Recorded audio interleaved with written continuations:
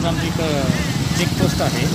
इथून कुठल्याही प्रकारची सिंगलसुद्धा पुरुष कुठल्या आमच्या हद्दीमध्ये प्रवेश करणार नाही याची आम्ही काळजी घेत आहोत.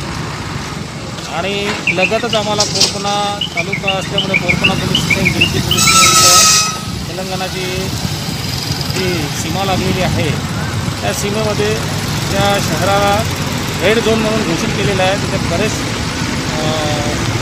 कोरोनाग्रस्त पेशंट मिळालेले आहे. विशेष म्हणजे आम्हाला यवतमाळ जिल्ह्याच्या जास्तच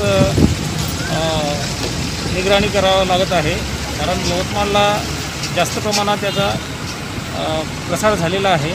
त्याच्यामुळे शहरालगत जे काही नाके आहेत, मग पेट्रोल पंप चौक असो, आंबेडकर चौक असो, कन्याशाळा चौक असो, इथं सतत आम्ही डेली जवळजवळ 100पर्यंत वाहनं कारवाई करत आहोत. काही पोलीस स्टेशनला डिटेन करत आहोत.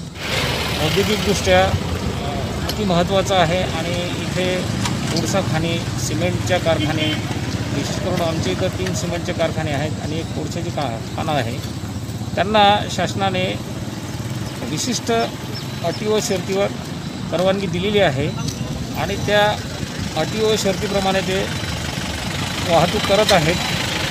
त्यांच्यावरही आमचं लक्ष आहे. आम्ही प्रत्येक गाडीत सील करतो आणि जर काही त्यांच्या नियमाचं काही उल्लंघन झालं तर त्यांच्यावरसुद्धा कारवाई करण्याची आम्ही तजवीज ठेवलेली आहे.